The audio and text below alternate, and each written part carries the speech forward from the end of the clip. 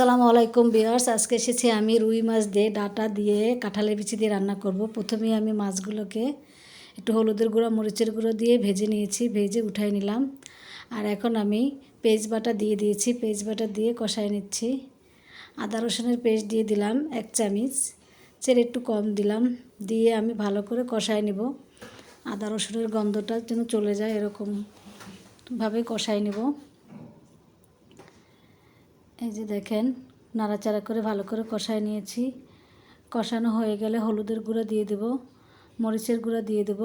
যে যেরকম ঝাল খান ওই পরিমাণ ঝাল দিয়ে দিবেন। আমি কাঁচামরিচ দেবো তাই একটু কম দিলাম ঝাল।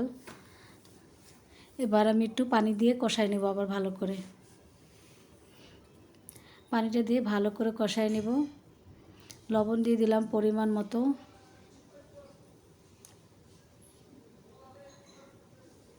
এবার দিয়ে দেব জিরা আর ধনিয়া গুঁড়া, দিয়ে আবার একটু কষায় নেব। এবার কাঁঠালের বিচিগুলো দিয়ে দিচ্ছি। কাঁঠালের বিচিগুলো দিয়ে একটু পানি দিয়ে আমি কষায় নেব যেন সেদ্ধ হয়ে যায়।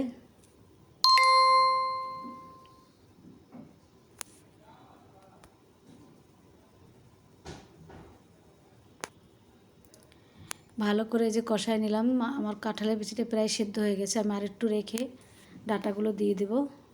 এই যে দেখেন আমার পানিটা শুকিয়ে গেছে, এবার ডাটাটা দিয়ে দিচ্ছি। ডাটাটা দিয়ে আমি কয়েক মিনিট নাড়াচাড়া করে কষাই নেব।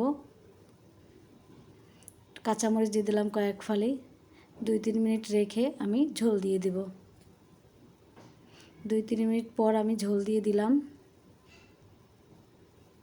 মাছ দিয়ে দিলাম। এবার ঢাকনা দিয়ে ঢেকে রেখে দেব 5 মিনিটের জন্য। 5 মিনিট পরে যে ফিরে আসলাম, দেখেন তরকারিটা হয়ে গেছে। এখন আমি একটু ধনেপাতা দিয়ে আর 2 মিনিট রেখে নামাই ফেলব।